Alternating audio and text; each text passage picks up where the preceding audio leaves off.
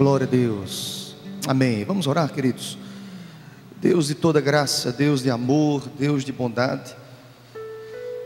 Como é bom, Senhor, iniciar o dia expressando o nosso amor ao Senhor. Nós te amamos, ó Pai. Essa expressão dos nossos corações, esse é o extrato da nossa alma, Pai. Nós te amamos, mas cremos, como nos diz a tua palavra, o Senhor nos amou, o Senhor nos achou, o Senhor derramou sobre nós graça, misericórdia.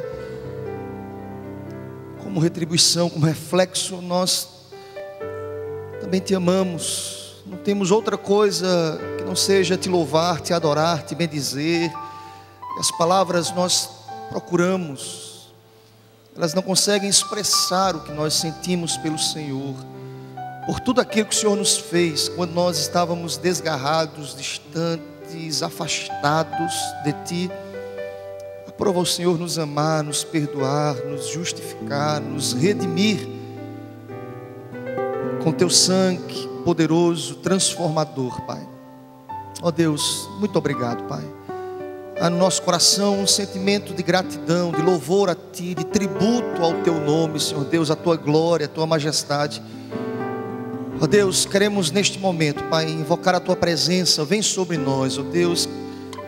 Faça com que cada instante deste culto o Teu nome venha a ser glorificado, vidas possam ser edificadas, transformadas. Ó Deus, prepara-nos. Nós iremos Te cultuar, ó Deus, nós iremos Te adorar, ó Pai. Vem sobre nós, derrama as Tuas bênçãos sobre as nossas vidas. Que cada família aqui representada, cada família possa ser abençoada por Ti, Senhor Deus. Fala conosco, ministra as nossas vidas durante todo este dia.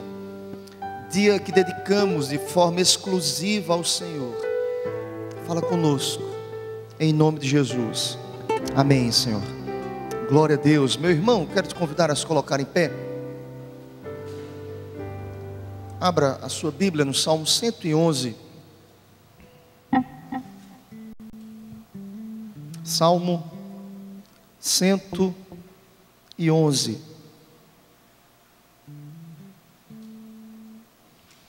Esse capítulo nos fala sobre as obras do Senhor Deus. E o salmista inicia o salmo dizendo o seguinte: aleluia, de todo o coração renderei graças ao Senhor, na companhia dos justos e na assembleia. Grandes são as Tuas obras, Senhor, consideradas por todos os que nelas se comprazem. Em Suas obras há glória e majestade, e a Sua justiça permanece para sempre, sempre. Ele fez memoráveis as Suas maravilhas. Benigno e misericordioso é o Senhor. Ele dá sustento aos que temem, lembrar-se-á sempre da sua aliança. Manifesta ao seu povo o poder das suas obras, dando-lhe a herança das nações. As obras de suas mãos são verdade e justiça, fiéis todos os seus preceitos. Estáveis são eles para todo sempre, instituídos em fidelidade e retidão. Enviou ao seu povo a redenção, estabeleceu para sempre a sua aliança. Santo e tremendo é o seu nome. O temor do Senhor é o princípio da sabedoria. Revelam prudência todos os que o praticam. O seu louvor permanece para sempre. Amém. Aleluia. Amém, igreja? Aleluia. De todo o coração renderei graças ao Senhor. Na companhia de pessoas que também foram justificadas, na companhia dos justos, na companhia de pessoas que foram redimidas pelo Senhor. É o que nós iremos fazer nesta manhã. Nós iremos render graças, nós iremos louvar ao Senhor Deus de todo o nosso coração. Louvemos ao Senhor. Graça e paz, irmãos. Bom dia a todos. Vamos, como o pastor bem disse, nesse momento, entoar louvores ao nosso Deus, nesta manhã de domingo, dia lindo que o Senhor nos deu, nos permitiu chegar mais uma vez à sua casa, com os corações gratos pelo que o Senhor tem feito por nós.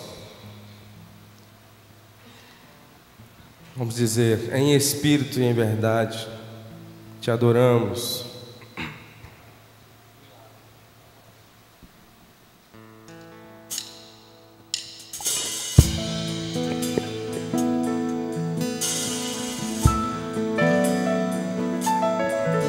Em espírito, em verdade, te adoramos, te adoramos. Em espírito, em verdade, te adoramos, te adoramos.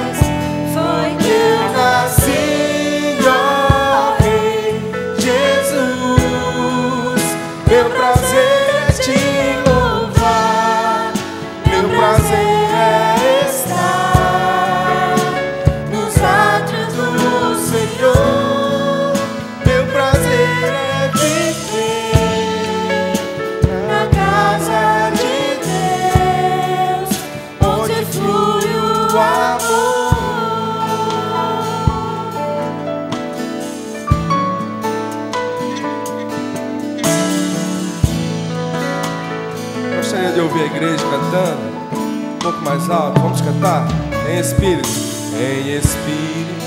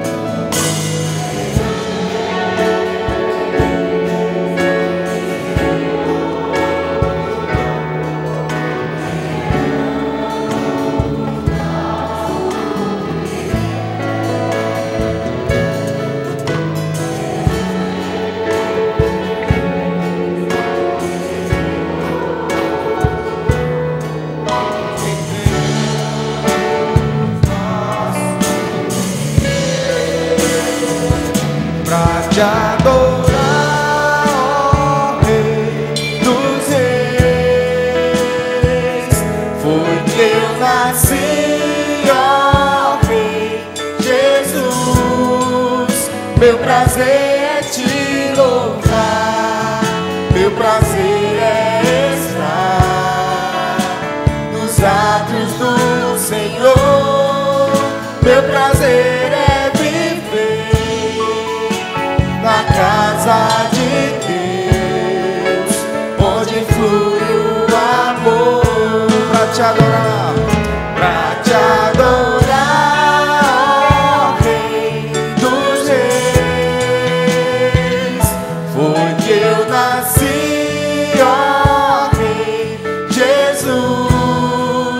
Meu prazer é te louvar, meu prazer é estar nos atos do Senhor, meu prazer é viver na casa de Deus, onde flui o amor. Diga mais uma vez, pra te adorar, pra te adorar.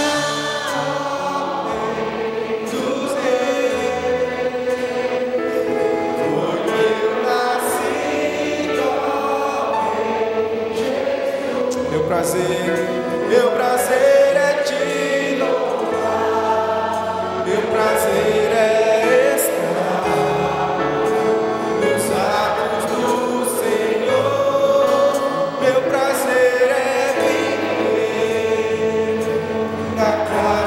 de Deus, onde flui o amor, meu prazer, meu louvor, onde flui o amor, Espírito em Espírito e verdade, onde flui o amor.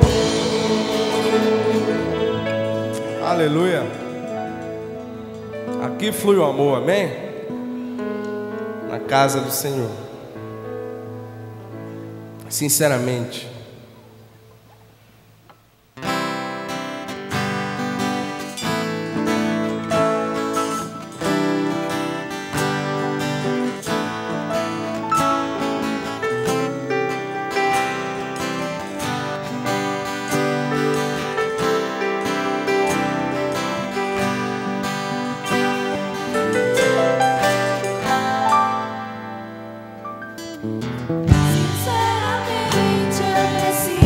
encontrar outro caminho e a vida levar.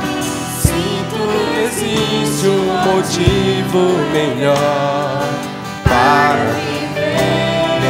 Por que lutar sem iludir só amar?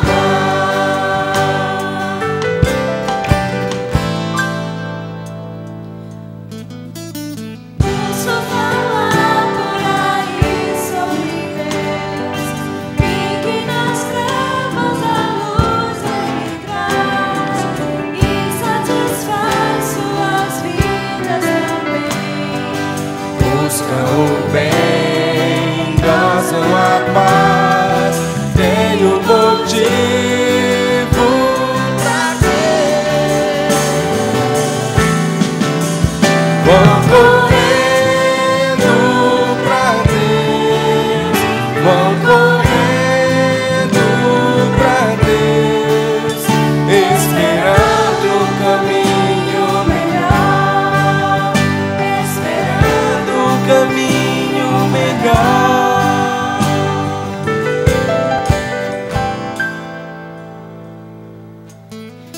Se realmente a verdade que eu vi são tantas coisas que eu posso sentir, que vão encher o vazio de mim. Nova canção quero cantar, quero esse amor abraçar. Vou correndo pra Deus, vou correndo pra Deus, certamente o caminho melhor, certamente o caminho melhor, certamente o caminho Certamente o caminho melhor.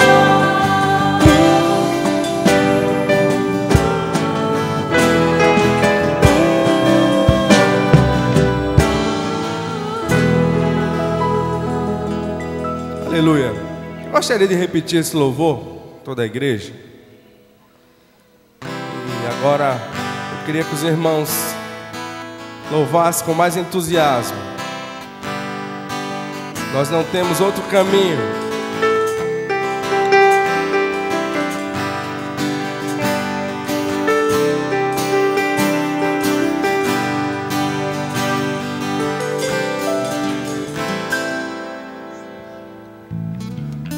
Sinceramente eu preciso encontrar outro caminho a vida levar. Sinto que existe um motivo melhor para viver. Por que lutar sem iludir, só amar?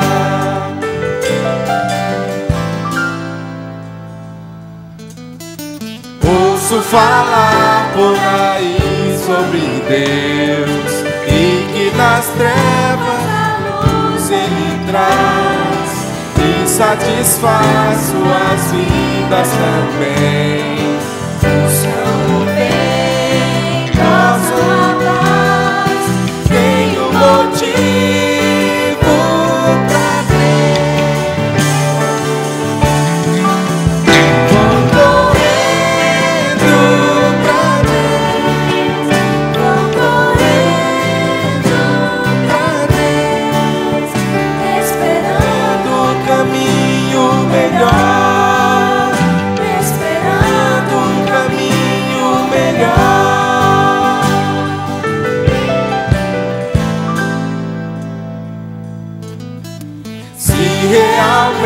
somente a verdade que eu vi. São tantas coisas que eu posso sentir, que vão enchendo o vazio de mim.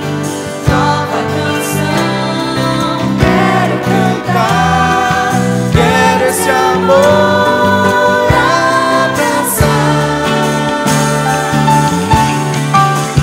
Vou correndo pra Deus, vou correndo pra Deus. Certamente o caminho melhor, certamente o caminho melhor, certamente o caminho certamente o caminho melhor.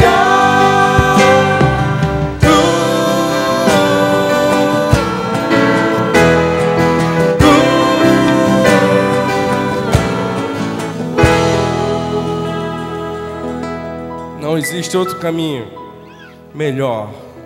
O caminho é o nosso Senhor. De todas as tribos.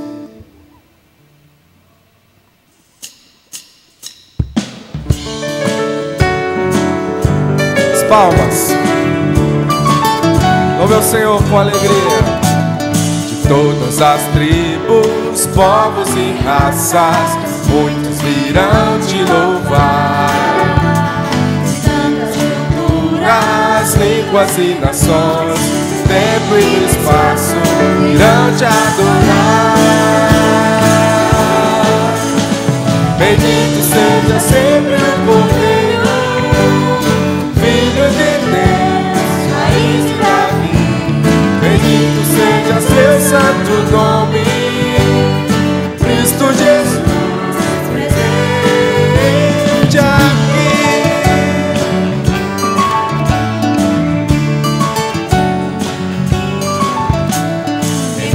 Comprados, grande multidão, muitos virão te louvar.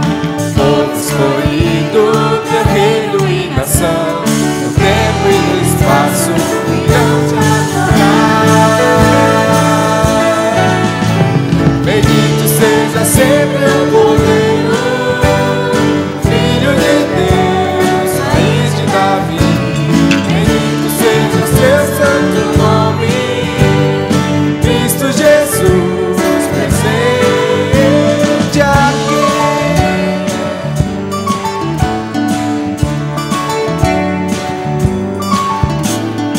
Nós só nos cabe tudo dedicar, a oferta suave ao Senhor.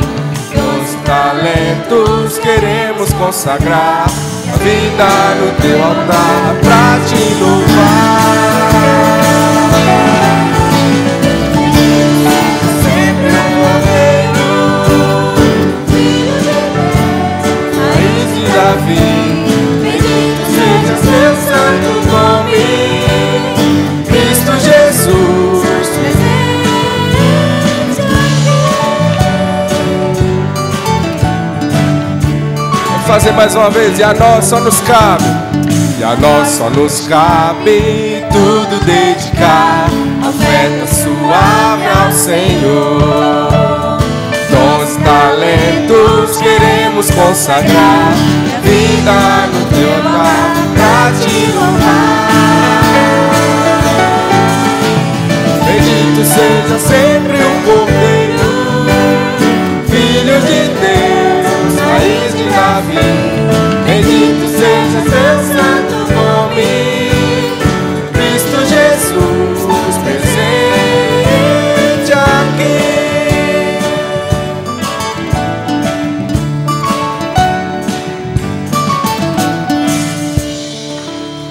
Glória a Deus. Graças a Deus. Podem sentar, queridos. Glória a Deus.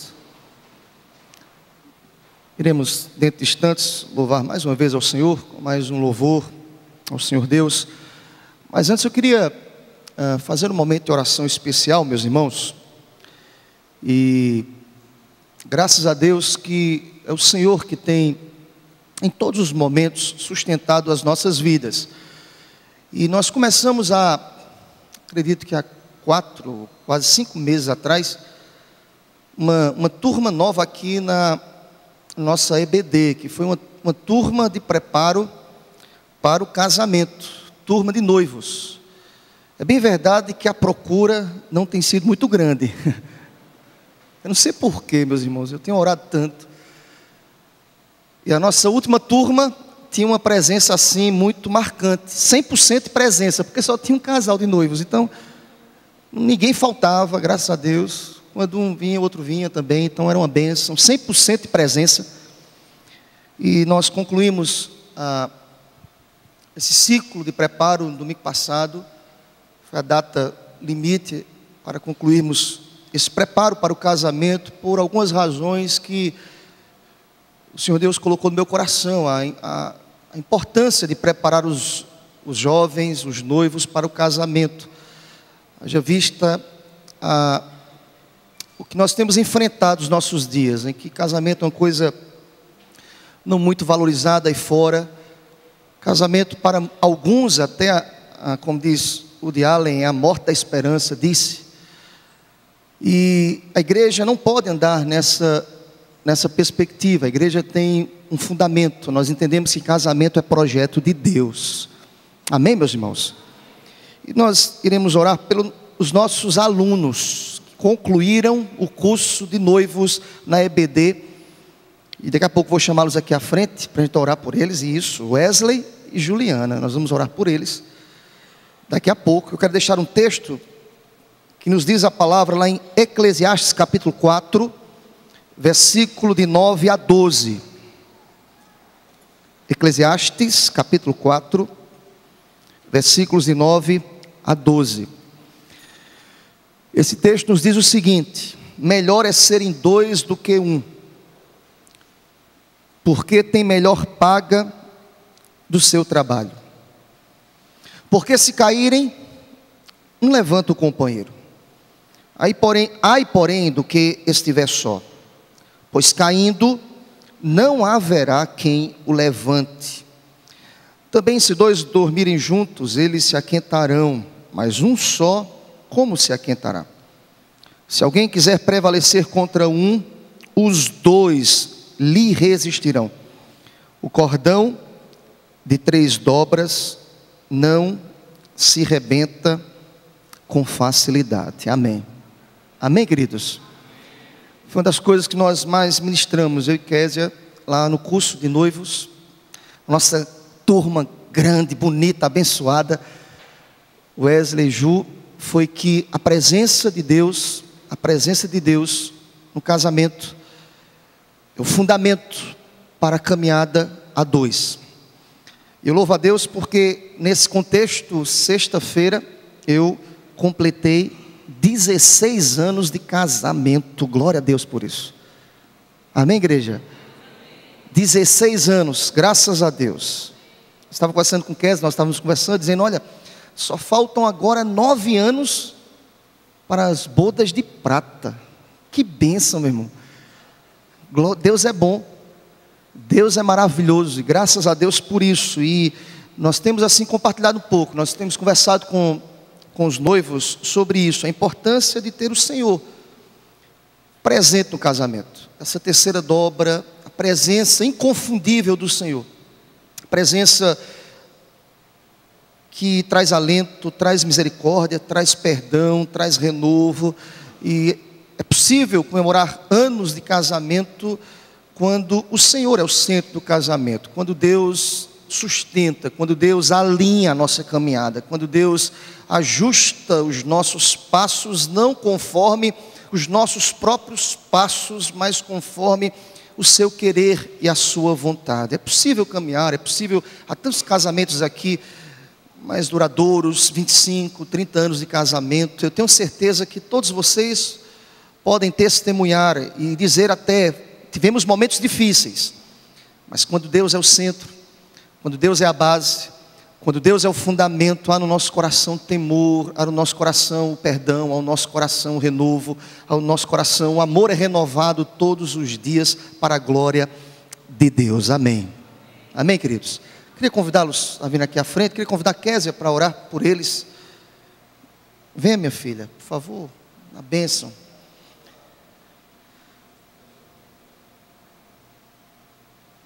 E vou dizer uma coisa, viu, Wesley? Cada vez que o tempo passa, casamento, a esposa vai ficando mais bonita, meu irmão. Não sei o que é isso, não. Coisa linda, maravilhosa. Gente, foi muito boa a experiência de preparo com Wesley e a Juliana. Eles nem esperavam que eu ia chamá-los aqui à frente para orar por eles, mas nós iremos abençoar, agradecer pelo tempo que passamos juntos ali na sala. Hoje nós iremos iniciar uma nova turma, e nós temos assim uma procura abençoada. Nós temos agora o Wilclan e a Thalita, que vão começar hoje o curso de noivos. E eu quero trazer uma palavra de incentivo a você, jovem. Case, em nome de Jesus. Case, é bênção casar, meu irmão, em nome de Jesus. Eu não sei, falei na sala de noivos, eu procuro alguns aqui na turma, diz, meu irmão, e aí? Um tempinho já de casamento, vamos matricular? Não, pastor, vamos orar, vamos orar. Um tempo de namoro, perdão, vamos à sala? Diz, não, pastor, vamos orar. Meu irmão, tem 5, 6, 4, não oraram ainda não sobre o casamento, já tem um tempinho bom. Então vamos orar para Deus levantar aqui casamentos, que Deus levante aqui jovens que assumam casamento. Ah, pastor, não é fácil. Eu sei, meu irmão, muitos passaram por isso, eu passei por isso também. Não é fácil, a decisão é séria, concordo.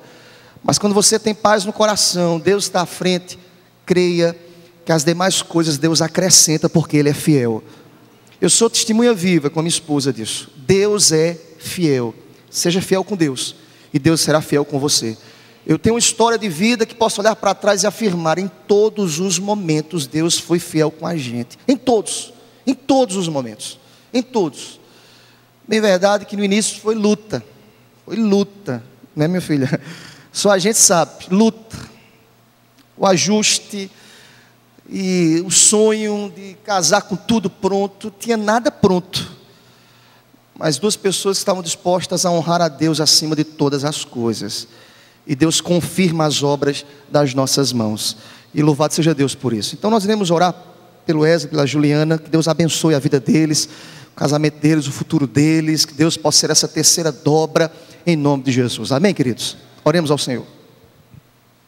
Bendito e amado Deus, nós te agradecemos, Senhor amado, por estarmos na tua casa, na tua presença, Senhor amado, louvando, bendizendo o teu nome. De uma forma muito especial, Senhor, nós queremos te agradecer pela vida do Wesley e da Juliana, Senhor amado, que estão tomando um novo passo, tomaram uma decisão, ó Pai, de casarem, Senhor amado. Que o Senhor possa verdadeiramente estar no centro deste casamento, dessa relação, Senhor amado. E que eles possam te glorificar em tudo, Senhor amado. Nós os abençoamos, ó Pai amado, pedimos que o Senhor esteja com ele em tudo que eles fizerem, Senhor amado. Nós te agradecemos por tudo, em nome de Jesus, amém.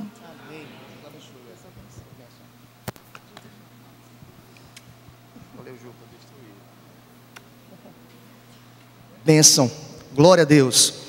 Meus irmãos, nós sabemos que há muitas pessoas viajando nesse final de semana. Nós temos quase 25 casais no 5º reencontro de casais que está ocorrendo agora lá em Maragogi, e quase 25 casais que foram ali desde ontem, estão reunidos e com certeza investindo no casamento, na vida a dois, na vida conjugal.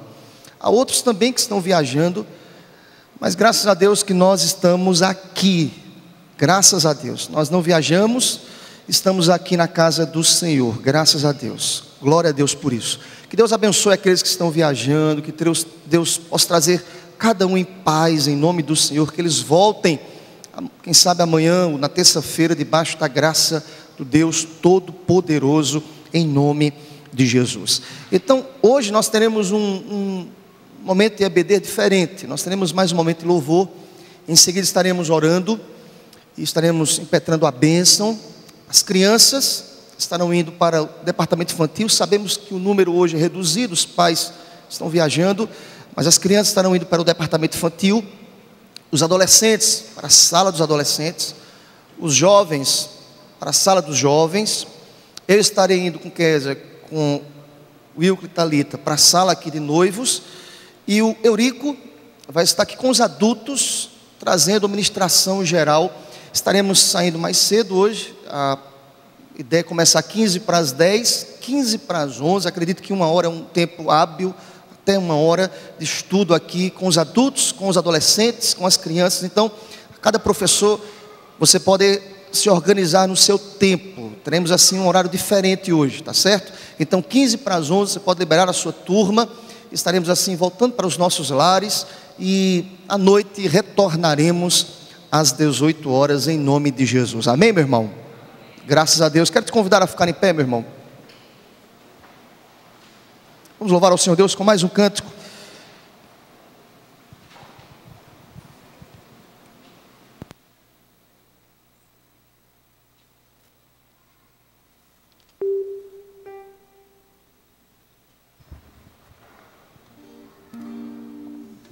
Amém, vamos louvar o Senhor com alegria. Eu vou seguir com fé.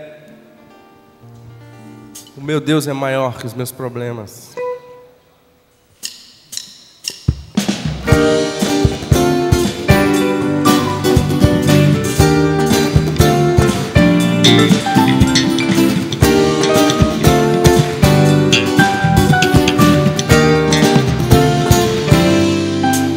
O meu Deus é maior que os meus problemas. Eu não temerei. Com Jesus eu vou além. Ainda que a figueira não floresça e não haja frutos na videira, eu não temerei não. Sei para além das nuvens, Só não deixou de brilhar, só que a terra escurecer. Oh, oh, a minha vida está em Deus, sei que tudo posso em Deus. Ele que me fortalece, eu vou seguir com fé. Com meu Deus eu vou para a rocha mais alta que eu sei pra onde vou, como águia vou. Nas alturas eu vou seguir com fé, eu vou seguir com fé. Com meu Deus eu vou para a rocha mais alta que eu sei pra onde vou, como águia vou. Nas alturas sou filho de Deus.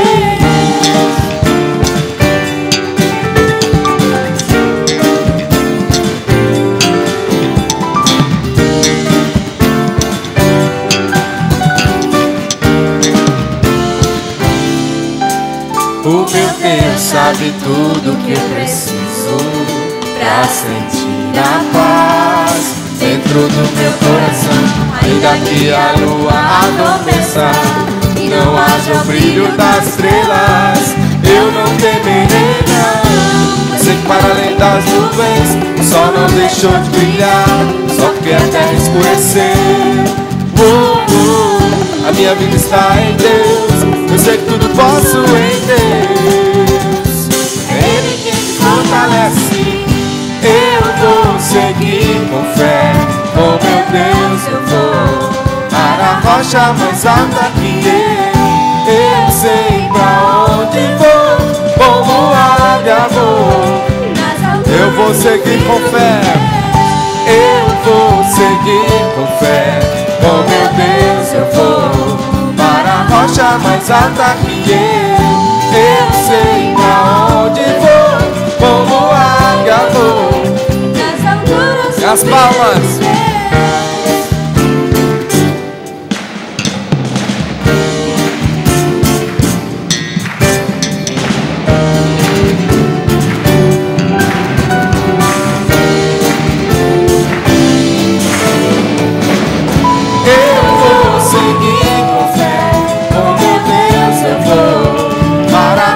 Mais alta que eu sei pra onde vou, como águia vou.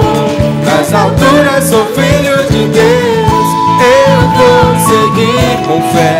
Com meu Deus eu vou para a rocha mais alta que eu sei pra onde vou, como águia vou. Nas alturas sou filho de Deus, nas alturas sou filho de Deus, nas alturas sou filho de Deus.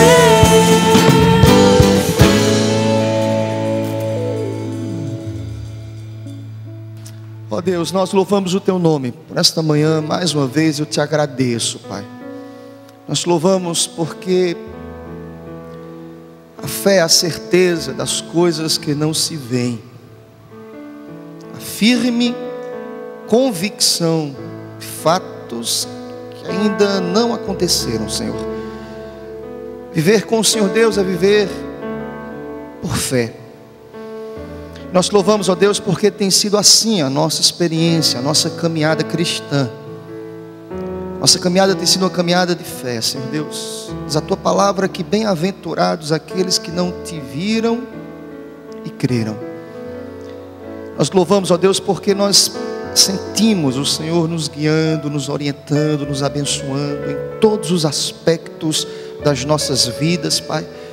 Isso é graça do Senhor, isso é misericórdia, isso é favor imerecido, Senhor. Muito obrigado, Pai.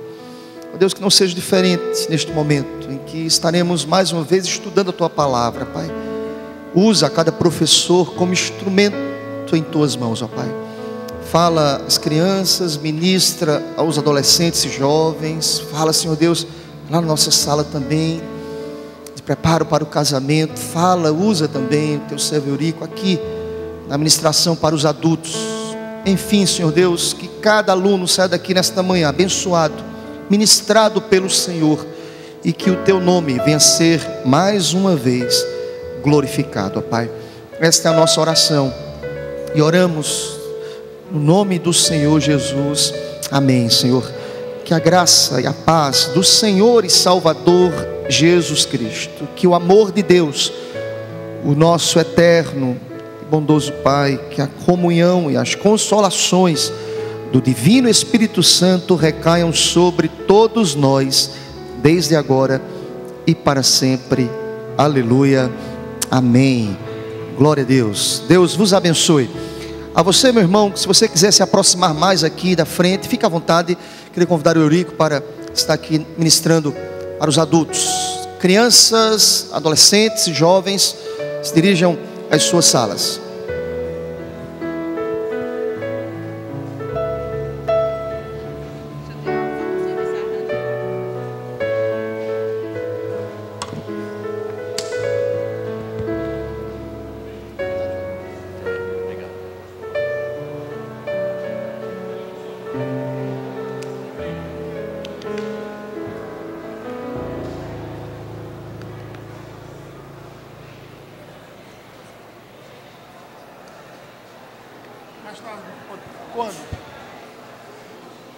Queria chamar o pessoal que está aí para trás.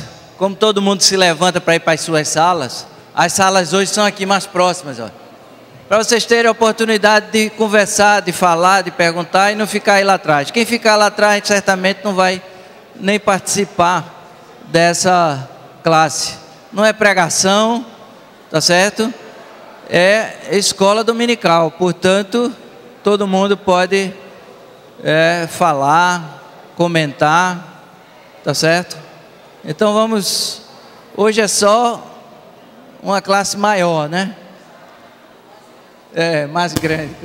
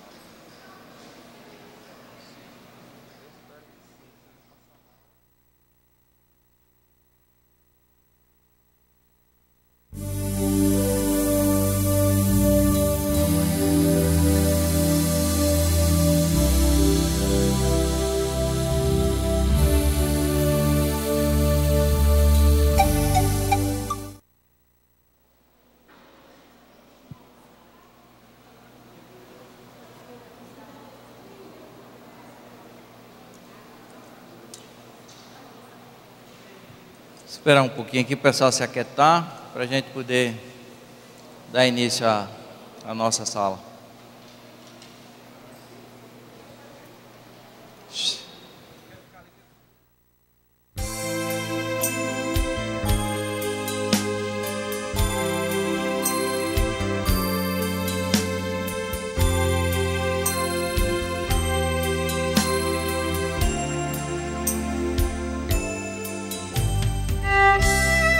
Vamos dar início à nossa classe única hoje da EBD.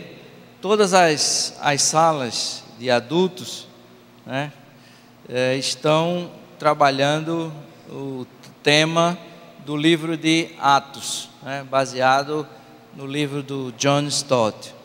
Então, como as classes não estão exatamente no mesmo capítulo, né, porque tem classes que debatem um pouco mais sobre um determinado tema do que outros, então nós temos uma pequena variação nas diferentes lições entre as diferentes salas, né, de adultos. Mas a minha tentativa hoje, nesse estudo, é não fazer o estudo exatamente da nossa sala, que parece ser aqui está mais adiante, mas tentar fazer um apanhado geral, né, da questão da igreja de Atos, né, essa primeira parte que nós estamos vendo, e ao mesmo tempo os atos da igreja, né, como um todo, que nos afeta, inclusive hoje, no nosso dia a dia. Então eu queria começar esse estudo com uma oração, agradecendo a Deus por essa oportunidade de estarmos aqui juntos e estudando a sua palavra. Senhor Deus, nós te agradecemos, ó Pai, pela oportunidade que temos deste domingo estarmos aqui juntos na tua casa, louvando o teu nome, e te agradecemos, Pai, pela oportunidade de estudarmos livremente a tua palavra. Te agradecemos pelo livro de Atos, que conta o início da história da igreja, e te rogamos, ó Pai, que tu seja aqui conosco, abrindo as nossas mentes e corações para entender a tua palavra. Nós te louvamos e te agradecemos em nome do Senhor Jesus. Amém. O desejo de Deus para nós temos aprendido ao longo da nossa caminhada cristã, e sobretudo estudando esse livro de Atos, é que Deus deseja que nos tornemos seus discípulos, né? Discípulos de Jesus, e não somente e não apenas religiosos, né? Nós temos conseguido nas nossas classes fazer uma distinção muito clara do que é ser discípulo de Cristo e do que é ser religioso, né? E a gente pode entender que discípulo, né, seria uma pessoa que segue e que pratica os ensinamentos do seu mestre, né? No nosso caso, o nosso mestre é Cristo. Então, os discípulos são aqueles que seguem e que praticam os seus ensinamentos. E os religiosos, como um tema muito mais aberto hoje, seria aquela pessoa que se identifica com uma determinada agremiação religiosa, né, e que pratica algumas regras e costumes definidas por essa agremiação, mas que na verdade ela não pratica e adora o seu mestre, né, como uma coisa verdadeira. Jesus já nos alertava sobre isso, quando ele falava diretamente aos religiosos da sua época. E Jesus conseguia fazer essa distinção muito clara, né? Maquiavel, talvez vocês já tenham certamente ouvido falar sobre ele, né? Ele dizia que nada é mais necessário do que a aparência de religiosidade, né? Porque os homens julgam com os olhos. Então, uma forma de você ludibriar a sociedade, ludibriar um grupo, é simplesmente ter uma aparência de religiosidade. Então, se você se veste com uma determinada capa de religiosidade, você consegue certamente enganar a muitos.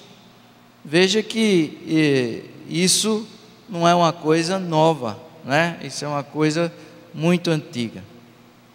E aí eu fiquei pensando assim, por que que alguns de nós fingimos ser o que não somos de fato, né? Eu falo nós, a sociedade como um todo, né? Sobretudo alguns cristãos fingem ser cristãos quando de fato não o são, né? E aí eu fiquei pensando assim, talvez desejamos a aprovação do grupo, né? Nós temos a necessidade de sermos aprovados pelo grupo, e daí nós seguimos determinadas regras de aparência, nas quais nós nos homogeneizamos com aquele grupo, e assim temos a aprovação dele. Não nos tornamos pessoas diferentes. É aquele chamado efeito manada, né?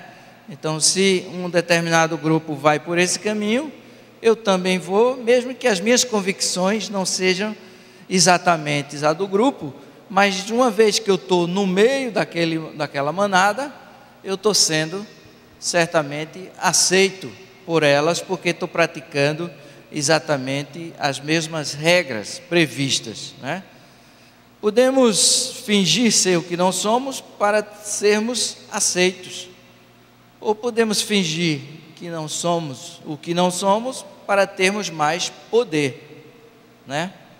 Então isso é o que a gente consegue observar em alguns grupos. A pessoa se faz de ovelha, mas que na verdade é um lobo, não necessariamente um lobo mau, mas simplesmente não é ovelha, para obter mais poder, né? Uma vez que você se identifica e que você brada que é aquilo, você consegue ter a aceitação, e tendo a aceitação você pode obter mais poder, né? Nós vemos isso todos os dias, né? Nas igrejas, na política, sobretudo, né? As pessoas não se mostram como são para obter mais poder. Jesus tinha muita clareza sobre isso, porque ele pegava as maiores autoridades religiosas do seu tempo, né? E olhe, nós não estamos falando daquele grupo do baixo clero, né? Nós estamos falando do alto clero, dos chefes do poder, religioso, que também eram chefes do poder político, né? Jesus os chamavam de sepulcros caiados, ou seja, eles têm uma casca, mas que no fundo, por dentro, não são aquilo que aparentam ser. Na verdade, eles são uma coisa completamente diferente daquilo que pregam, né? Da mesma forma como Jesus, os seus discípulos, e aí nós estamos voltando à questão de discípulos, que praticam exatamente aquilo que o seu mestre pratica, e aí a gente pode ter com clareza como se comportavam os primeiros discípulos de Cristo, né? Somente lembrando, nesse estudo que nós estamos fazendo no livro de Atos, o testemunho de Pedro, né? Enfrentando as mesmas autoridades que Jesus enfrentou, o testemunho de Estevão, que preferiu morrer e enfrentar as autoridades sem diminuir absolutamente nada da sua mensagem, né? Sem abrir mão da sua mensagem. A gente tem, claro, o exemplo do apóstolo Paulo. E como eles, né, esses ficaram mais notórios, porque nós temos a história dele na Bíblia, né? Então nós podemos ver a história e podemos ler e saber sobre a forma como eles fizeram isso, mas como eles, milhares, milhões de outros apóstolos e discípulos, melhor dizendo, de Cristo, passaram pelas mesmas provações e não abriram mão da sua mensagem, né? Ainda hoje o fazem isso em vários lugares da terra em que eles são chamados a testemunharem de Cristo, né? Então, Jesus, que sabia que aqueles sepulcros caiados eram falsos e corruptos, né? E a gente sabia que essas pessoas faziam parte do alto clero, do alto judaísmo. E veja que nós não estamos falando de pessoas somente interessadas no poder, mas estamos falando de pessoas que acreditavam, inclusive, piamente, do que aquilo que eles praticavam era a mais perfeita verdade e o mais perfeito desejo de Deus, né? O que a história vai nos mostrar, né, é que o nosso Deus só aceita ofertas de corações sinceros, não é? Lá no Velho Testamento a gente vai ver que Deus rejeita Caim e, portanto, rejeita a sua oferta, né? Ou seja, Caim fazia ou dava a oferta para Deus como uma obrigação, né? Era como se fosse uma regra estipulada e não com o seu coração. Mas Deus aceita Abel, e como ele aceita Abel, porque fazia aquilo de coração sincero, ele aceita também a sua oferta. Então eu fico pensando, todas as vezes que nós ofertamos a Deus por obrigação ou por medo, né, será que Deus aceita essa nossa oferta? Eu não estou falando só na oferta financeira, mas estou falando inclusive na oferta financeira, né? O que Deus vê de fato é o nosso coração. Se ele é um coração sincero, a nossa oferta certamente chegará até Ele, né? Mas quando ela não é sincera, Deus certamente não a aceitará, né? A gente pode ver isso no livro de Atos que nós estamos estudando, lá no capítulo 5, a gente vai ver um exemplo muito claro dessa oferta.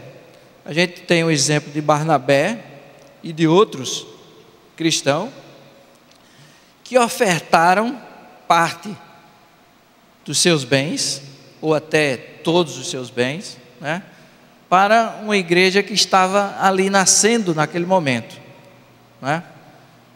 E aquela oferta é aceita de bom grado. Da mesma forma, Ananias e Safira fazem uma excelente oferta para a igreja. E qual é a diferença da oferta de Barnabé para a oferta de Ananias e Safira? Era que uma era sincera e a outra não era. Simples assim. Não estamos tratando aqui de valores, de dinheiro, porque isso não interessa absolutamente para Deus, né? Nós estamos falando de coração sincero ou de coração que não é sincero, né? E eu queria que nós pudéssemos abrir a Bíblia agora, no livro de Lucas, né, no Evangelho de Lucas, no primeiro livro de Lucas, já que o livro de Atos também foi escrito por Lucas, no capítulo 18 do Evangelho conforme Lucas, capítulo 18, os versos de 9 a 14.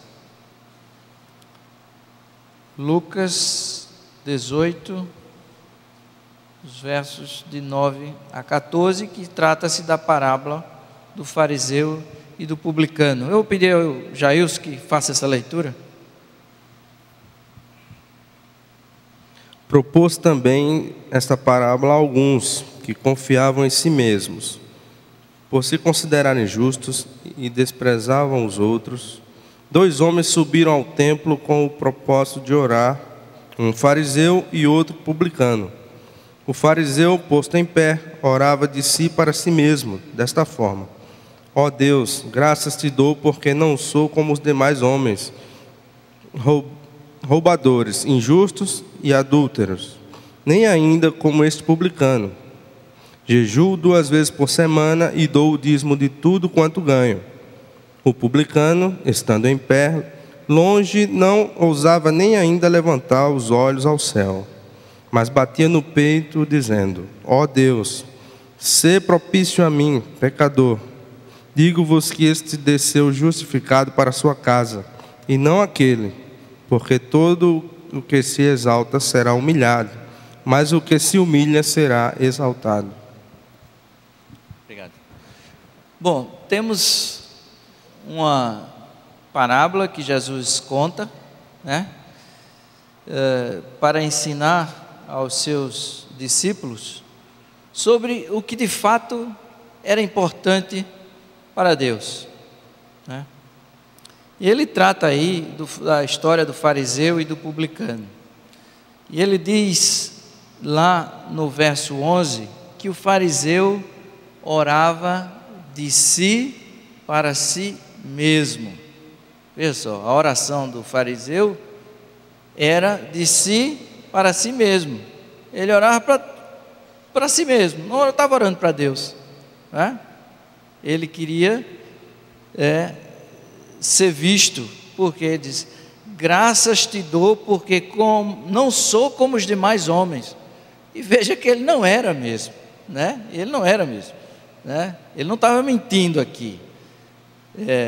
Ele se cria, né, que era honesto, que não era roubador ou ladrão, não era injusto, não era adúltero, e nem mesmo como aquele publicano, que era uma criatura execrada pela sociedade judaica da época, porque era simplesmente aquele cara que coletava impostos, era um coletor de impostos, né? E coletar imposto para Roma era uma traição tremenda. E o publicano, em pé, ele nem ousava nem levantar os olhos ao céu, né? Ficava de cabeça baixa lá, batendo no peito. O que ele dizia era somente isso, né? Ó Deus, sê propício a mim, pecador. Vejam só, né?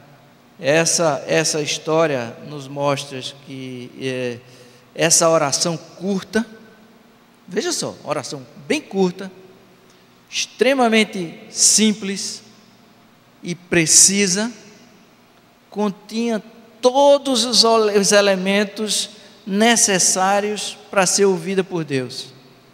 Veja só, sem nenhuma palavra rebuscada, sem nada de extraordinário, somente ele se apresentava diante de Deus, reconhecendo-se pecador, ou seja, quem se reconhece como pecador e vai até Deus está arrependido, né? Há um reconhecimento da necessidade de perdão, né? Ele vai a Deus solicitar o seu perdão, e ele reconhece que Deus é misericordioso e poderoso para lhe perdoar. Então veja que nessa pequena oração, e da forma como ele se apresenta a Deus, existem todos os elementos necessários para que Deus o ouça e certamente o perdoe, porque o que Jesus diz no final é que este desceu justificado, e aquele orava de si para si mesmo, né? Então, são esses elementos, né, que mostram que os fariseus, eles tinham um excelente desempenho religioso, né, voltando à questão da religiosidade. eles tinham um excelente desempenho religioso diante dos homens, diante das pessoas. Eram santos, eram pessoas adoradas, idolatradas, porque se mostravam puras, né? Estavam ali, eles cumpriam todos aqueles rituais necessários e criados, né, por eles mesmos, né?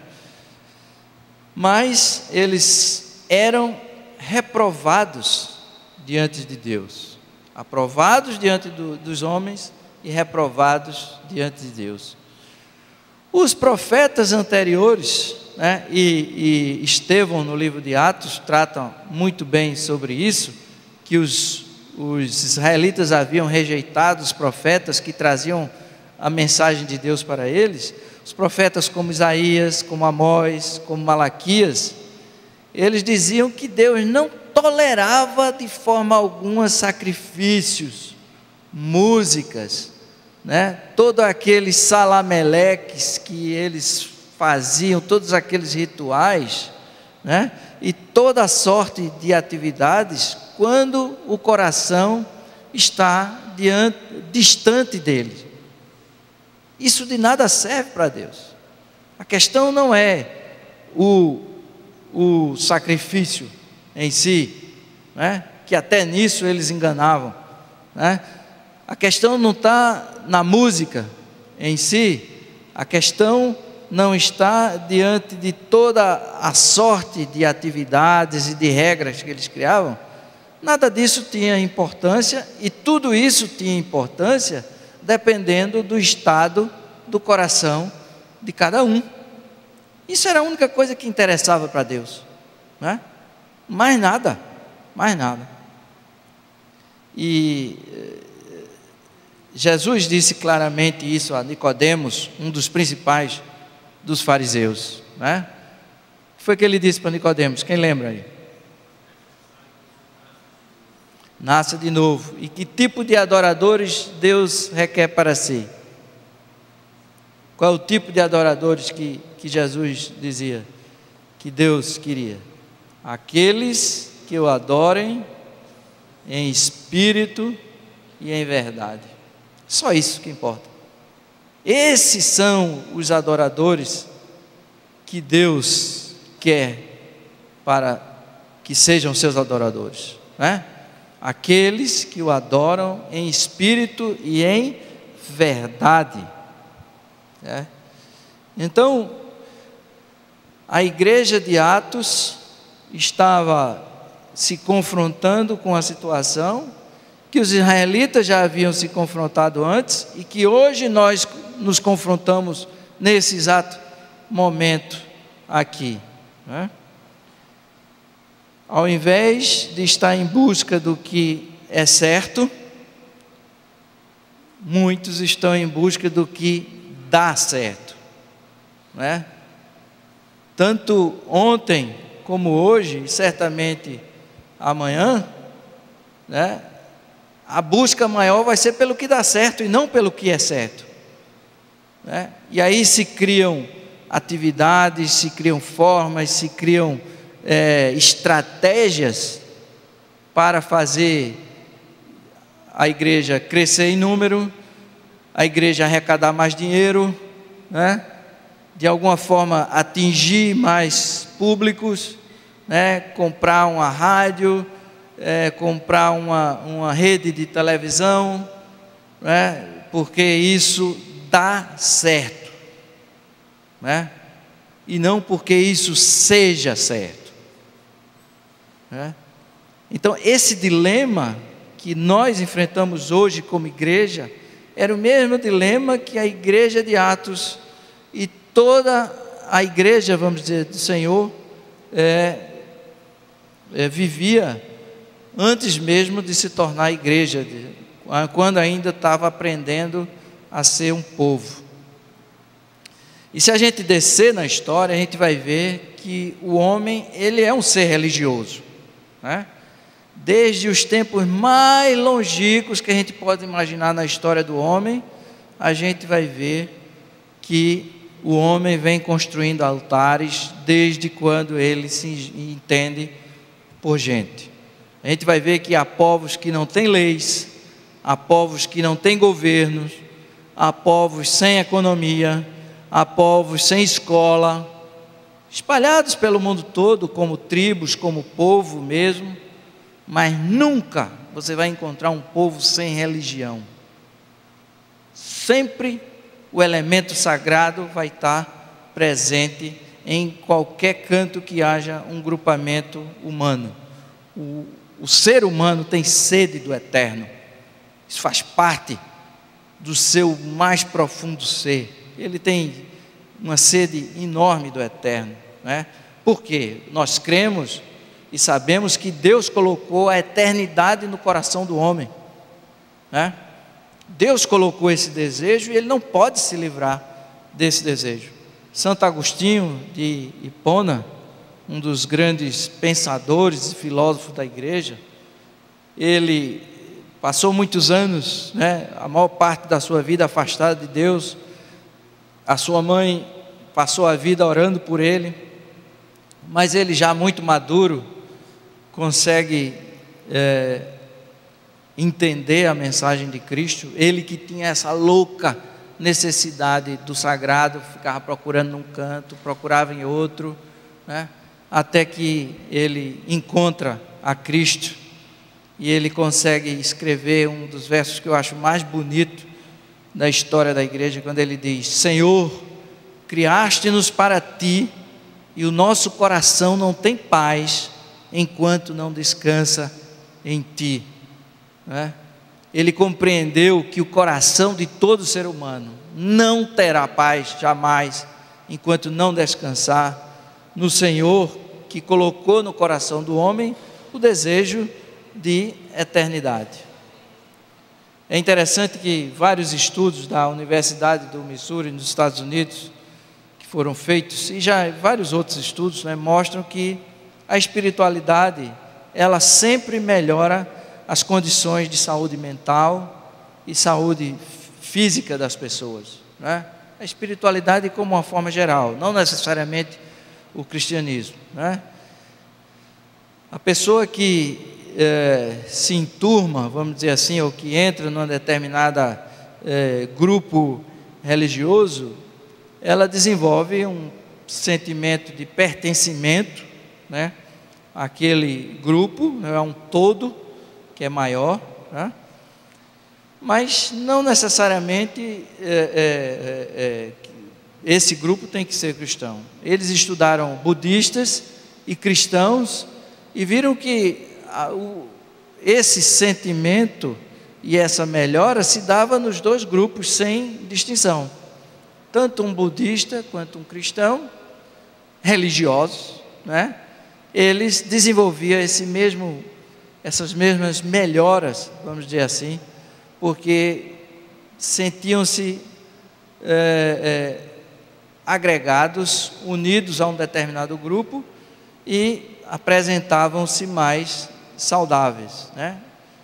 Eles fizeram esse estudo não para mostrar que uma ou outra religião é melhor, mas a gente pegando esse enfoque, a gente pode dizer que todas as religiões, né, qualquer uma que você for ver atrás, elas buscam oferecer um caminho de volta para Deus, né?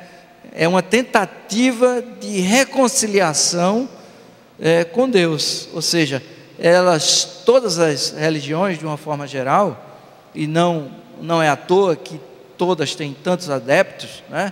Elas tentam construir um caminho da terra para o céu, para religar e refazer aquele desejo interno de eternidade que todas as pessoas carregam dentro de si.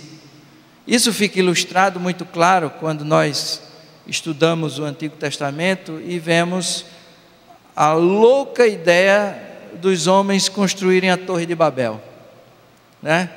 Eles têm a louca ideia, né, de construir uma torre que ligue a terra ao céu, né? Veja só que ideia mais louca, né? Eles queriam entrar no céu quase como um estupro, né? Eles queriam forçar um caminho pelas suas próprias mãos de chegar ao céu. Tão louco é esse desejo humano, né, de atingir o céu, de ter paz do sagrado, né? E a gente, como cristãos, entende que muitas dessas religiões são verdadeiras torres de Babel, né, que querem de alguma forma atingir ao céu com suas próprias forças, né? E aí, a resposta de Deus a isso, ela vem lá no livro que nós estamos estudando, né?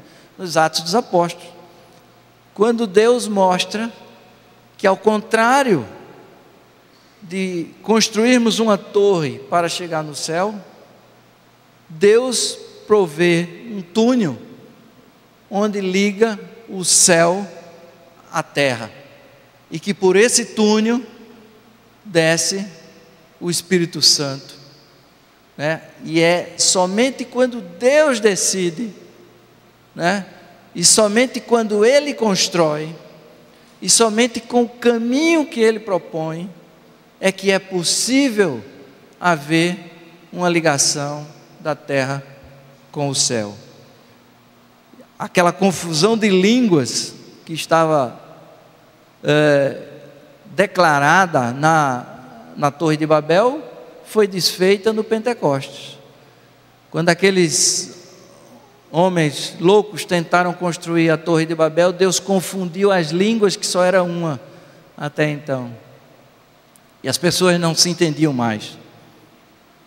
No Pentecostes vamos ver justamente o inverso, o oposto. As línguas que eram várias, as pessoas conseguem entender como a sua própria língua. Deus desfaz a maldição de Babel no Pentecostes, né? Dizendo que com o Espírito Santo não existe nem judeu, nem grego, nem escravo, nem livre, nem senhor, nem homem, nem mulher. Absolutamente não há diferença. Todos, né, em Cristo e com o Espírito Santo são único, e podem entender a linguagem do outro, porque ela é única, né? Se algum irmão quiser fazer alguma observação, fique à vontade, viu, gente? Isso não é pregação, é classe, escola dominical, né? O irmão quer falar? Então, o pecado que embruteceu o homem, né, desde o princípio,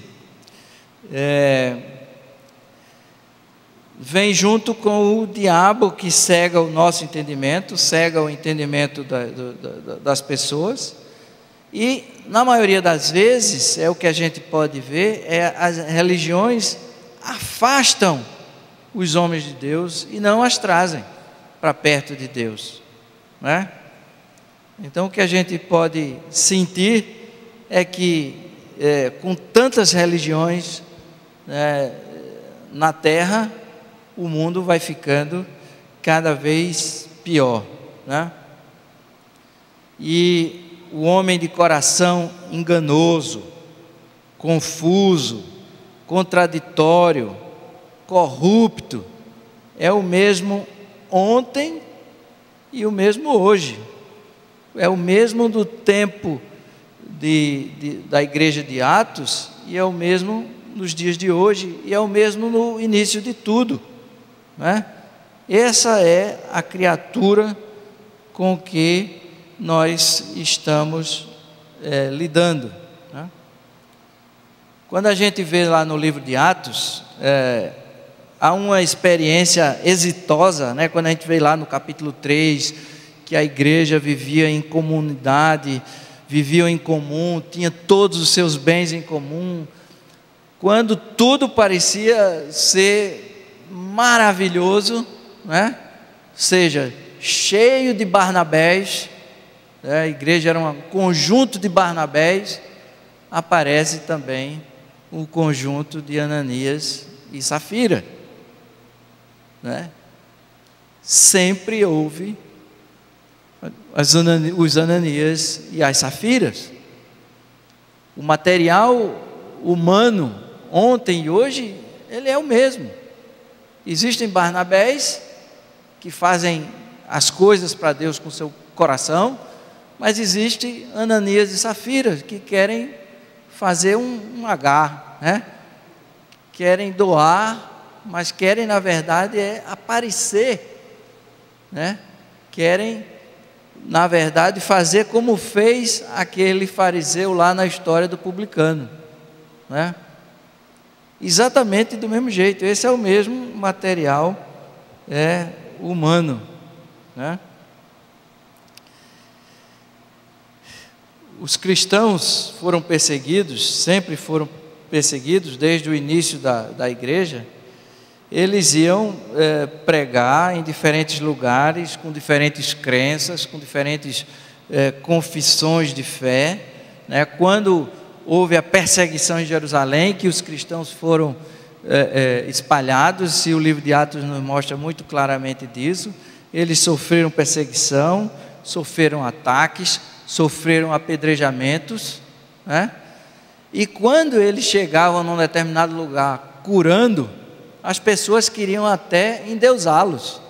Fizeram isso com Barnabé e Paulo, fizeram isso com vários dos apóstolos e dos discípulos que faziam milagres e faziam curas. As pessoas começavam a adorar, quer dizer, epa, não é por aí não, meu amigo, eu não estou fazendo isso em meu nome não, eu estou fazendo isso em nome de Cristo, é Ele que está aqui, Ele continua operando através do seu Espírito Santo, Ele está vivo e operante, não sou eu, né?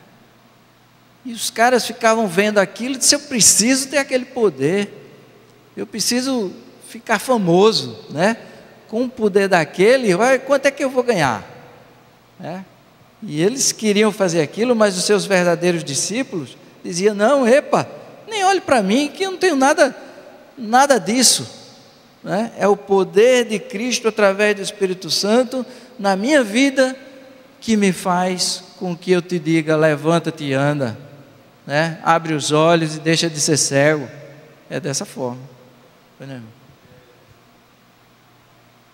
Nesse contexto que você falou aí da igreja, a gente vê uma igreja que era muito amável com que não eram seus, né? Os gentios, no sentido de falar do evangelho, de curar as pessoas, né? A gente vê Jesus indo de encontro à mulher adúltera na hora do apedrejamento, e ao mesmo tempo uma igreja muito dura, com pessoas que se infiltravam para querer, de certa forma, usufruir ou tirar proveito daquilo. Levando para o nosso contexto hoje, eu percebo que a igreja, de uma maneira muito geral, ela persegue muito mais assim os de fora, a gente trazendo hoje para um assunto muito atual, a questão da homossexualidade, né, aquela situação que houve lá da parada gay, né, do travesti que ele se fez lá a crucificação e tal, então houve queriam arrebentar lá o moço ou a moça, não sei. E como é que você percebe isso, essa questão? E ao mesmo tempo a gente convive muito bem com os Ananias e Safiras de hoje, no sentido, a gente fala, mas Deus que vai julgar, não vou julgar não, né? Porque isso é julgamento e deixa para lá, a gente meio que afrouxa um pouco, e contra isso não, aí a gente vai para o inferno, e a gente persegue. Eu vejo uma igreja que persegue muito mais do que assim, ser mais dura, no sentido de realmente assim, ser uma igreja que mostra o amor de Cristo para essas pessoas. Assim, é a minha leitura que eu faço da igreja primitiva. E da igreja de hoje eu não faço essa mesma leitura correlacionada nesse sentido, que é a igreja que se aproximava. Você via que a igreja era bem vista por essas pessoas, e hoje eu vejo que a igreja, de uma maneira geral, afasta. Os contextos são um tanto diferentes, mas o material humano é exatamente o mesmo, né? Eu não vejo a igreja primitiva como está lá numa boa, né? Ela era perseguida mesmo, né? O que eu consigo observar é que numa situação de perseguição você depura a igreja, né? A igreja é depurada. Aqueles que fingem ser pulam fora, né? Quem finge ser está longe. Por quê? Porque tem perseguição. Isso é tudo que não me interessa, né? Por isso, quando as pessoas dizem vamos orar, lutar pela igreja perseguida, onde houver uma igreja que não for perseguida, de fato, ela de fato não é igreja. Isso Francis Schaeffer, um filósofo cristão, ele diz: se a mensagem cristã ela não incomodar, se a mensagem cristã não trouxer reações, ela de fato não é uma mensagem cristã.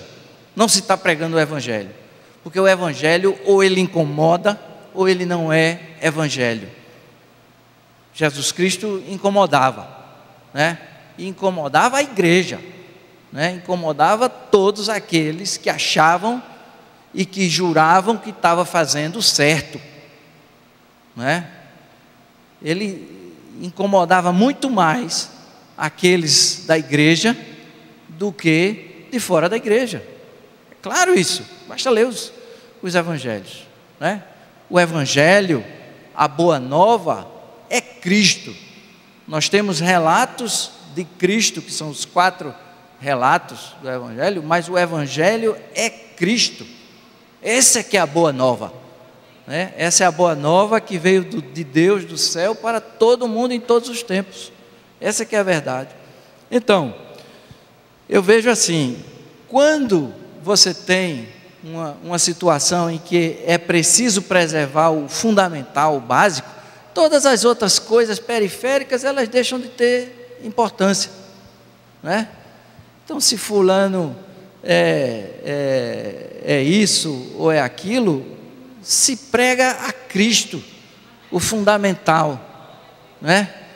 Todos os debates que se tornam mais importantes com isso, eles deixam de existir, porque o fundamental, os verdadeiros crentes, os verdadeiros cristãos querem levar a mensagem de Cristo, que é a salvação para as nossas almas, a salvação eterna. Isso é a mensagem fundamental de Cristo. Tudo mais decorre a partir disso. Agora, quando outros temas surgem, e esses temas que você está falando aí, do homossexualismo e tal, a igreja tranquilamente convive com ladrões, né? Mas não consegue conviver com pessoas que têm uma outra opção sexual. Não estou dizendo que Deus aprova um ou outro, porque pecado é pecado em qualquer canto. E não tem esse negócio de ser um maior do que o outro, não. Mas nós não temos problemas de conviver com muitos tipos de pecado. E temos, né, uma dificuldade enorme de conviver com outros tipos, né? Isso é uma hipocrisia. Isso é um farisaísmo tremendo, né? Eu não estou falando especificamente dessa igreja, mas estou falando da igreja como um todo, né? Isso é fato. Então eu acho que num ambiente em que a mensagem fundamental ela é mais importante, e todo o resto deixa de ser. Porque tanto faz. E Jesus deixou tão claro isso, porque o Velho Testamento dizia o quê? Não matarás, não dirás falso testemunho, e por aí vai. O que é que Jesus diz? O que é não matar para Cristo? Na nova aliança, se você odiar o seu irmão, você já matou ele. O que é que Jesus quer dizer com isso? Você não está livre do pecado, porque toda vez que você odeia o seu irmão, você já matou ele, você é um homicida. Todos nós somos homicidas, assassinos e corruptos. Essa é a mensagem, não tem outra. O que Jesus disse, o que você tiver dentro do seu coração, está aí, é isso que importa. Não é preciso você ir lá enfiar uma faca na barriga do sujeito, né, e ele morrer, para você se virar um homicida. Para Cristo, né, quando você desejou a morte dele, você já matou, né? Isso é que é fundamental. Então, quando você tem a perspectiva de se reconhecer miserável pecador, né, numa situação desgraçada daquele coletor de impostos, aquela mesma situação, e que vai diante de Deus e diz, né, tende piedade de mim, ó Deus, porque eu sou um miserável pecador. Então, quando você se coloca nessa posição,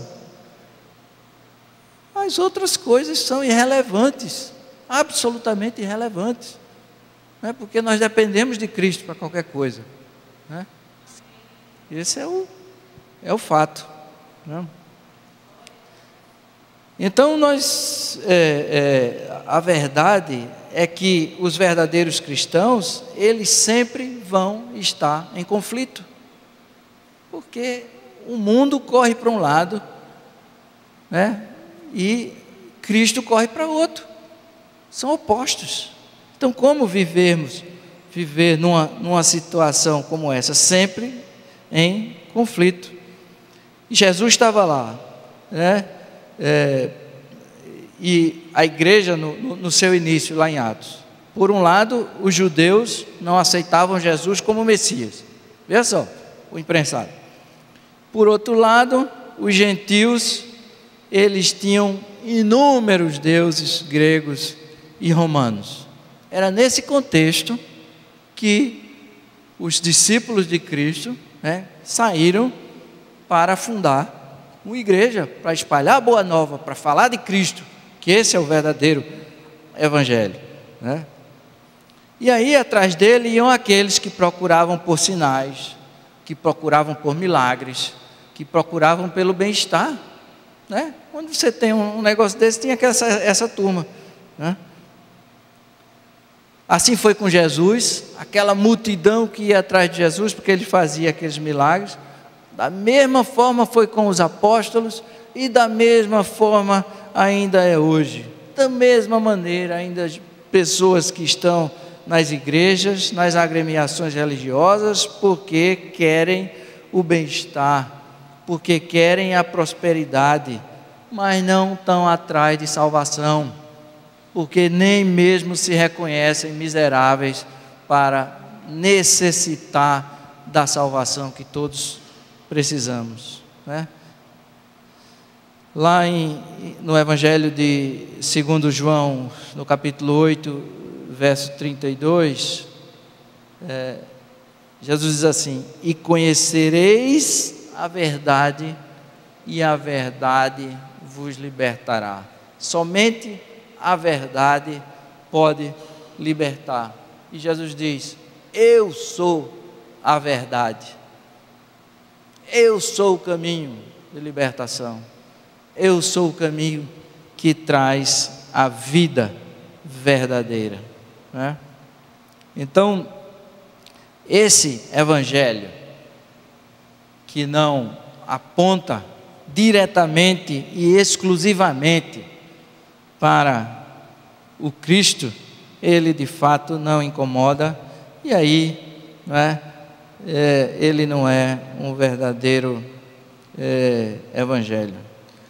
Que teologia é essa? É a teologia da igreja de Laodiceia, é aquela teologia lá de Apocalipse 3, né, verso 14 e 17, que fala da igreja de Laodiceia. O que é que diz? É uma indiferente, é uma igreja que não incomoda a sociedade, uma igreja que não traz consequências, não muda absolutamente nada, né? Não muda na vida das pessoas que participam dela, não muda na vida da sociedade na qual ela está inserida. E a igreja de Atos e a igreja hoje, ela tem que andar, ela andava e tem que andar na corda bamba, né? Eu estou falando corda bamba aqui para os antigos, os mais velhos, né?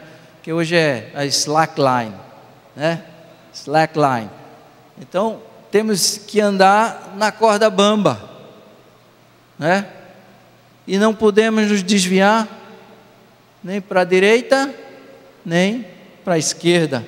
Alguém, veja aí em Deuteronômio, capítulo 28, verso 14. Deuteronômio,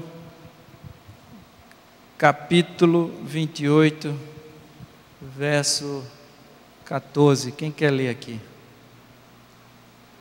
Alguém que achou aqui? Pode ler? Deuteronômio. Achou, irmã? Outra versão, tá?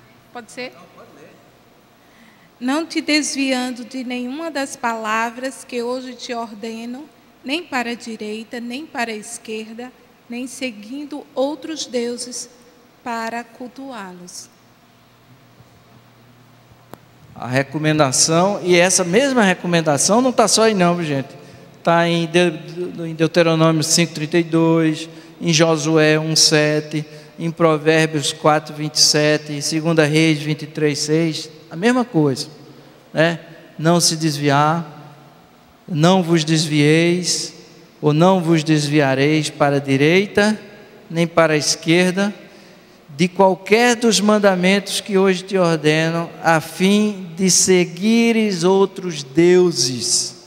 Isso é fundamental, é não se desviar para seguires outros deuses, né? E prestar-lhes culto. Nós temos um Deus ciumento, né? Um Deus que quer culto só para Ele, sempre foi assim, desde o princípio ainda é hoje, né? Então não se desviar significa não ir atrás de outros caminhos, porque quando vamos atrás de outros caminhos, nós obrigatoriamente iremos prestar cultos a outros deuses, ao Deus dinheiro, ao Deus política, ao Deus seja lá o que for, ao Deus sexo, a qualquer outro tipo de Deus, né? Ou deuses. Isso sempre aconteceu na história, né? Antigamente, não muito tempo atrás, né? Qualquer pessoa no Brasil mesmo, né? Aqui no Nordeste, que visse um crente, sabia que ele era crente. Ele se vestia como crente, tinha cara de crente, andava com a Bíblia debaixo do braço, né? Sobretudo os crentes da Assembleia de Deus, mas mesmo os crentes sempre foram mais light, batistas, presbiterianos, congregacionais. Mesmo assim se conhecia um crente, né? Porque ele falava de Jesus, deixava bem claro, né? Hoje a gente não sabe, né? De forma nenhuma você não consegue identificar um crente. Não que você tenha que ter uma vestimenta completamente diferente, né? Mas o que nós podemos observar é que as coisas não são diferentes dentro ou fora da igreja, muitas vezes, né? Então nós vamos caminhando aí nessa corda bamba, na slackline, sem tentar se desviar para a direita, para o mundo e os seus deuses, né? De um lado, e, por incrível que pareça, para a igreja cristã e seus outros deuses do outro lado, né? Que deuses são esses? Os deuses que nós estamos acostumados a ouvir a pregação, a busca desenfreada pela prosperidade, pelo sucesso, pelo dinheiro, né? Quem está pregando isso é a igreja dita cristã, né? Então, isso é colocar no lugar de Deus outros deuses, né?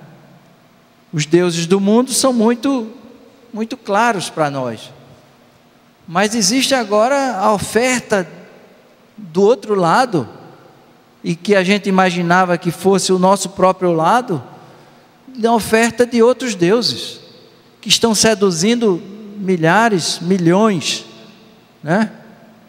Atrás de um Cristo que não traz nenhum tipo de dificuldade, desconforto e sofrimento, né? Desde o princípio a gente sabe que houve desvios que permaneceram, né? e ficaram na história do povo de Deus. É só olhar a história, a gente vai ver. E uma das coisas mais interessantes da Bíblia é que ela não esconde de forma nenhuma a podridão do seu povo. A Bíblia conta tudo, conta o desejo dos corações, né, de toda a história, ela não esconde. E aí as pessoas dizem, mas como se a Bíblia trouxesse só os relatos bons, né? A gente não conseguiria certamente se encaixar, porque nós fazemos parte desse mesmo material humano, né? Desviado, corrupto, pecador, né? Pecaminoso. Mas a Bíblia mostra tudo, sem segredos, né? Está aí para qualquer um ler, né? E aí a gente vê que o judaísmo, ele se inicia com Abraão, um cabra errado, né? Medroso, né? Praticamente oferece a sua esposa, né? Sara, com medo de ver que cabra mais medroso, né? É esse cara aí, né? Porque Deus conhece o material humano com que ele estava trabalhando profundamente. É com esse cara que ele vai formar um povo, que desse povo virá o salvador de toda a humanidade. Ele sabia que não existia material melhor, né? Porque simplesmente não existe. Todos pecaram e destituídos estão da glória de Deus, né? E aí vem Esaú, veja um cabra mais sem vergonha do que Esaú, né? Que vende a própria primogenitura, e veja só, né? E tantos outros, né? Ao ponto de Deus passar a maior parte da história depurando esse povo, pegando o remanescente fiel aqui, acolá, sempre selecionando alguns, né? Esse povo de dura cerviz, né? Deus passa 40 anos no deserto com seu povo, num trajeto que uma semana resolveria, né? O povo caminhando através do deserto, saindo do Egito para Israel, que é vizinho, está ali na fronteira, né? Passou 40 anos. Por que passou 40 anos? E a história vai nos dizer que nenhum daqueles, né, que saiu de lá vai entrar na terra prometida. Deus foi limpando, depurando um povo duro, que quando está no deserto, recebendo tudo que Deus dava, ficava se lembrando lá, e como era bom no Egito, né? E a gente vai ver que nem Moisés teve o privilégio de entrar, só Josué, né? Mas Deus foi depurando o seu povo e continua fazendo isso ainda hoje, gente. Toda vez que vem uma perseguição sobre a igreja, eu acho que a gente tem que dar glória a Deus. É Deus agindo sobre a igreja, é Deus agindo sobre o seu povo, é Deus apurando o remanescente fiel. Porque se a gente observar claramente o que acontece hoje, como dizer que isso tem características de uma igreja fiel de Jesus Cristo? O próprio Jesus não se reconhece em muitos locais que se diz cristãos, né? Então, na verdade, quase nada é diferente. O que nós vivemos hoje, a igreja de Atos vivia, e o povo de Deus também vivia no seu princípio, porque a matéria-prima é a mesma, corrupta, confusa, contraditória, né? E certamente tendente a desvios. A diferença, naturalmente, que nós sabemos, é que nós não precisamos mais oferecer sacrifícios, né? Aqueles sacrifícios imperfeitos, porque o sacrifício único e perfeito já foi oferecido através de Cristo. Nós temos um advogado, que é o próprio Jesus, diante do Pai, né, para nos perdoar a todos os pecados. Nós temos o Espírito Santo, que Ele deixou na terra, que nos convence do pecado, da justiça e do juízo. mas que ao mesmo tempo que nos convence de que somos pecadores, nos dá poder para intrépidos pegar a sua palavra e o seu nome e anunciar a sua palavra com coragem, intrepidez e suportar as perseguições e as dificuldades, né? Bom, finalmente, irmãos, para concluir a nossa lição de hoje, eu quero terminar com a questão, né? Que igreja queremos ser quando Cristo voltar, né? Já que o material humano é o mesmo em toda a história, né? Já que as dificuldades que a igreja enfrenta podem variar, mas são mais ou menos as mesmas ao longo da história, né? Que igreja nós queremos ser quando Cristo voltar? E aí eu pensei nisso, naquelas 7 igrejas do Apocalipse, né? Que João escreve lá, ele recebe a visão do próprio Cristo e fala das 7 igrejas. Queremos ser como a igreja de Éfeso, que como elogio do próprio Cristo, ela rejeita o mal, ela persevera na palavra, é uma igreja paciente, mas perdeu o primeiro amor, perdeu aquele fervor por Cristo. E a instrução de Jesus qual é? Volte ao início. Vocês estão desviados, vocês estão frios, retornem ao início, retornem à fonte, retornem a mim, que sou Cristo Salvador, né? E qual é a promessa que ele dá para a igreja de Éfeso? Se vocês retornarem para mim, vocês receberão a árvore da vida. A igreja de Esmirna nos dá um conforto enorme, porque ela recebe elogios de Cristo, dizendo que ela suporta o sofrimento com alegria. Veja só o elogio que Jesus faz à igreja: suporta o sofrimento com alegria. Jesus nunca prometeu uma vida, né, tranquila a ninguém que siga o seu evangelho, mas o elogio que ela dá à igreja de Esmirna é que ela suporta o sofrimento com alegria. E qual é a crítica que Jesus faz a essa igreja? Nenhuma. Jesus não faz críticas a essa igreja que suporta o sofrimento com alegria. A instrução que ele dá a ela é o quê? Você continue fiel até a morte. E o que é que vocês vão receber? A coroa da vida. Veja só que maravilha, né? A igreja de Pérgamo, né? Jesus faz um elogio, diz: vocês mantêm a fé em mim, muito bem, parabéns, mas vocês toleram a imoralidade, a idolatria e a heresias. Eu fico imaginando se não é uma contradição, né? Mantém a fé em Cristo, mas tolera a imoralidade, a idolatria e as heresias. Eu penso que não, porque a igreja é formada por muitas pessoas, né, diferentes, mas a instrução de Cristo é: arrependam-se do pecado e voltem para mim. E qual é a promessa? O maná escondido e uma pedrinha branca com o seu novo nome eu darei a cada um de vocês, né?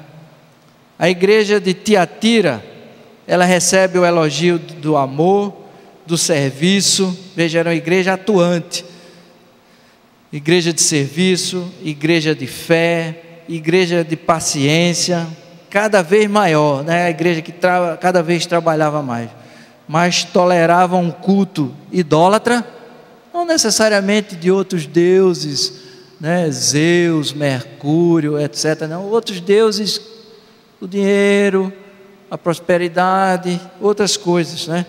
Vocês toleram o culto idólatra e a imoralidade. Com a instrução de Cristo: sejam fiéis, porque o julgamento está vindo. E a promessa dele é o quê? Os fiéis receberão a estrela da manhã. A igreja de Sardes, Jesus diz: alguns de vocês têm sido fiéis, mas a igreja é uma igreja morta. Somente alguns têm sido fiéis. Qual é a instrução que ele dá? Arrependam-se e fortaleçam os fiéis, fortaleçam o que resta. O remanescente fiel deve aumentar, deve ser fortalecido. E qual é a promessa dele? Os fiéis que permanecerem serão honrados e usarão vestidos brancos, ou seja, estarão comigo, na glória. A igreja de Filadélfia é outra igreja que nos dá uma alegria enorme, porque para ela tem um elogio de que persevera na fé, obedece a Cristo, honra o seu nome e não recebe crítica nenhuma de Jesus. Perseveram na fé, obedecem a Cristo e honram o seu nome. Qual é a instrução de Cristo? A mesma que ele dá para a igreja de Esmirna. Mantenham-se fiéis a isso e receberão um lugar na presença de Deus, um novo nome, e habitarão na Nova Jerusalém. E finalmente a igreja de Laodiceia, essa não há qualquer elogio para essa igreja, nenhum elogio para ela. Qual é a crítica que Jesus faz? É uma igreja indiferente, que nem fede, nem cheira, não incomoda ninguém, ninguém nem sabe da sua existência, É uma igreja absolutamente insossa e diferente. Qual a instrução que Jesus dá? Arrependam-se, sejam zelosos e voltem para mim. E a promessa é: se vocês fizerem isso, compartilharão o meu trono, o trono de Cristo. Então, meus irmãos, o que eu consigo observar na história dessas 7 igrejas é que nós nos identificamos com vários desses elogios, com várias dessas críticas, Sabemos da instrução e sabemos a promessa que temos.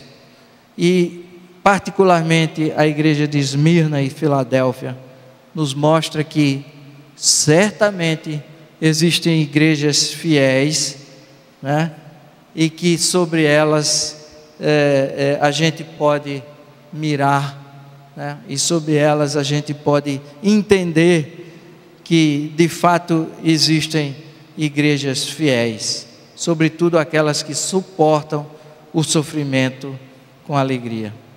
Mas para qualquer um desses tipos, qualquer um dessas igrejas, ou qualquer um dos fiéis que conseguem retornar e se arrepender, receberão a promessa da coroa da vida e reinará finalmente com o próprio Cristo até o fim dos tempos. Essa é a nossa promessa e a nossa alegria. Ok, irmãos? Vamos agradecer a Deus. Queria que todos ficassem de pé para a gente orar. Pois não, irmã?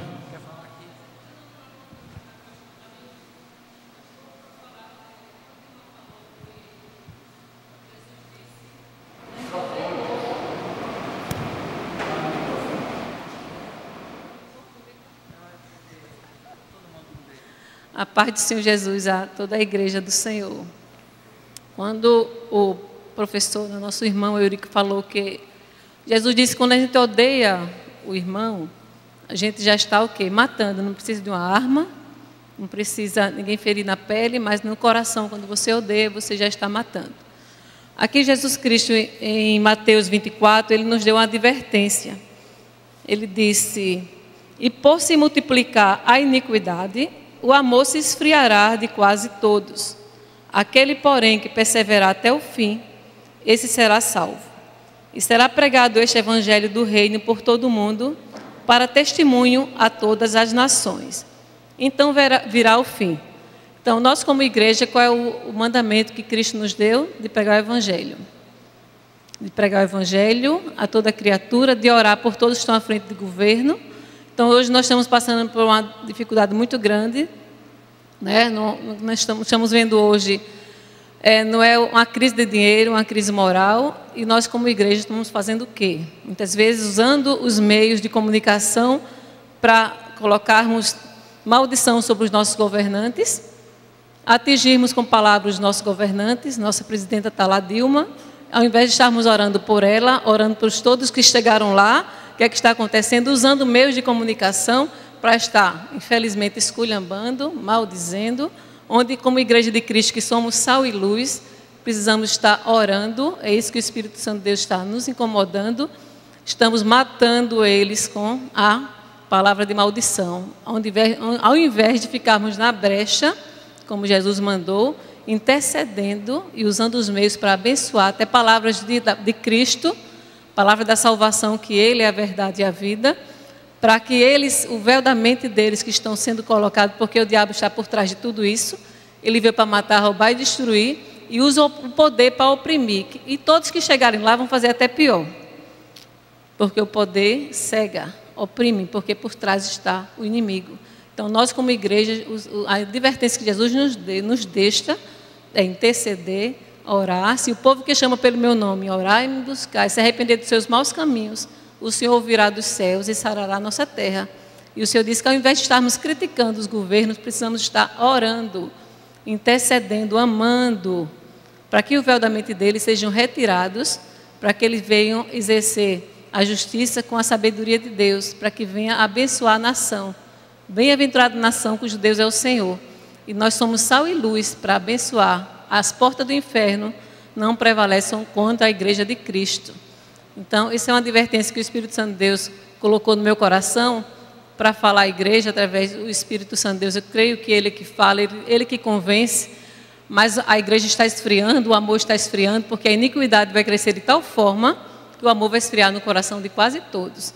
E é muito vergonhoso a gente ver os crentes usarem a mídia, usar os meios para estar esculhambando, colocando meios de palavras torpes contra os governantes, contra a Dilma e outros que estão lá.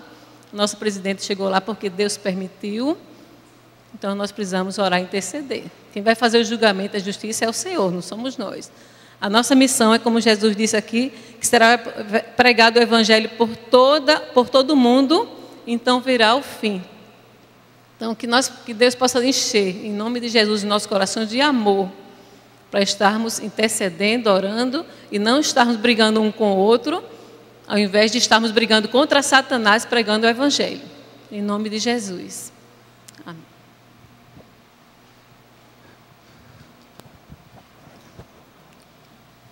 Bom, irmãos, vamos orar, agradecer a Deus pela sua palavra, pela palavra lida e pelo estudado.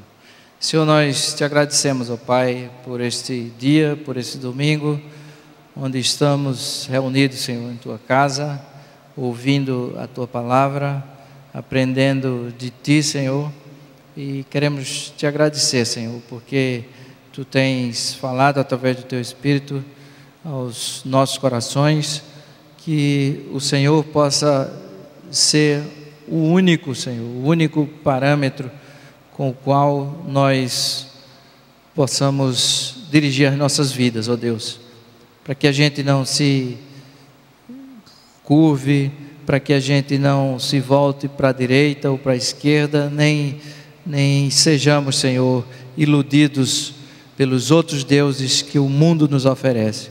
Ó Deus, cuida de nós, nos dá um dia na tua paz e um culto à noite abençoado, em nome do Senhor Jesus. Amém.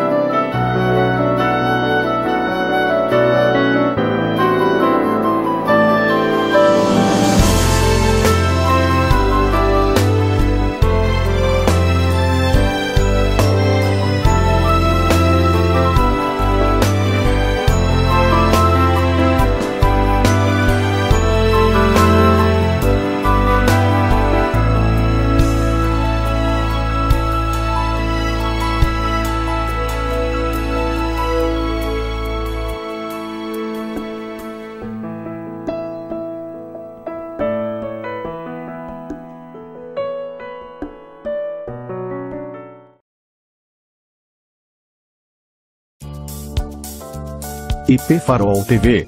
Transmitindo as boas novas de salvação em Cristo Jesus. Uma emissora da Igreja Presbiteriana do Farol, Maceió, Alagoas, Brasil.